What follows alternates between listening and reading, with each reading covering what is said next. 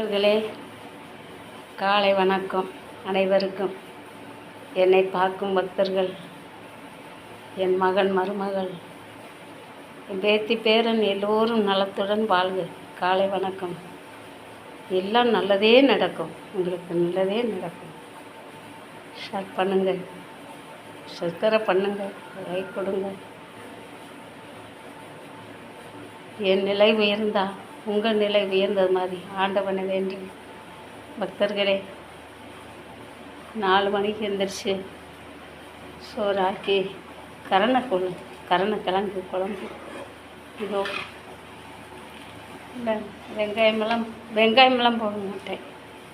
பாருங்கள், நம்ம குழம்பு பாருங்கள், தெரியுதா? கரணக்கிழங்கு குழம்பு. இது நல்லது, உடம்புக்கு நல்லது,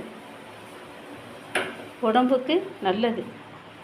ஏன்னா கரணக்கிழங்கு மூலத்துக்கு நல்லது. இந்த குழம்ப வாரத்துக்கு 2 முறைனாலும் வச்சு சாப்பிட்டு வந்தால் மூளை இருக்கிறவங்களுக்கு மூலமெல்லாம் போயிடும். வேறு மாத்திரை மருந்து தேவையே இல்லை.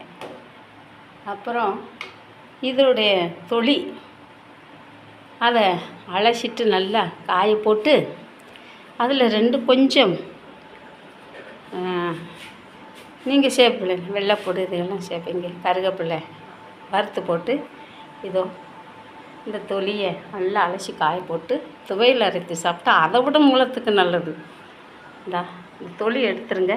தொலி எடுத்து நல்லா மண் போக கழுவிட்டு காய போட்டு இதில் கொஞ்சம் புளி சேர்த்து கருவேப்பிலை வறுத்து போட்டு 2 பூடை வச்சு அரைச்சி துவையல் சாப்பிடுங்க. மூலத்துக்கு நல்லது. வேறு வைத்தியமெல்லாம் தேவையே இல்லை நம்மளுக்கு. இப்படி பல வைத்தியம் நாட்டிலே இருக்குது. நம்ம குழம்பு வைக்கிறதுலே காய்கறியிலே இருக்குது. இப்படி சாப்பிட்டா சில பேருக்கு சும்மா சொல்லியிருக்கிறேன், உங்களுக்கு வீடியோ போட்டு சொல்கிறேன். கருணக்குழம்பு ரெடி. காலையில் எல்லா வேலையும் முடிஞ்சு 4 மணிக்கெல்லாம்.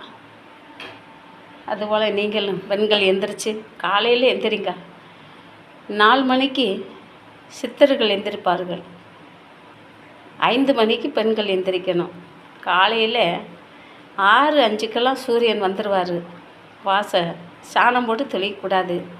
அள்ளி இறைச்சி டப்பாவில் இருந்து இறைக்கக்கூடாது. பூமாதேவி அள்ளி இறைச்சி கையில் தொளித்து நெத்தியில் முட்டு அந்த ஜானத்தை வச்சுட்டு சூரிய பகவானே நமக அப்படின்னு 3 தடவை சொல்லிவிட்டு ஜானத்தை 5 மணிக்கெல்லாம் தொளிக்கணும். விடிஞ்சால் தொளிக்கக்கூடாது. அதே மாதிரி பொழுது விரிஞ்சு கோலம் போடக்கூடாது. 5 மணிக்கெல்லாம் யார் போட்டதோன்னு தெரியாமல் போட்டுட்டு வீட்டுக்குள்ளே போயிடணும். பச்சரிசி சேர்த்து 2 கோலப்பொடியை கண்ணா உண்ணாண்டு இழுக்காமல் அழகாக பூமாதேவிக்கு போடுறோம். அழகாக போட்டு 5 மணிக்கு போட்டால் உங்களுக்கு வேலை. என்னை மாதிரி எழுந்திரிச்சு இந்த பாருங்கள், கருணை குழம்பு வச்சுட்டு ரெடி. காலையில் 7 மணிக்கு சாப்பிடலாம். நான் 7 மணிக்கெல்லாம் சாப்பிட்ருவேன். இந்த சுக்குமல்லி காப்பி, கொஞ்சம் சுக்குமல்லி காப்பி. இதில் காப்பி பொடி சேராது, டீ தூள் சேராது. சுக்குமல்லி காப்பி சுக்கு பொடி போட்டு மல்லி கொஞ்சம், அதில் பெருங்காயம் கொஞ்சம், எலுமிச்சம் சாறு இதில் விட்டு சாப்பிட்டா சுகருக்கு கூட நல்லது.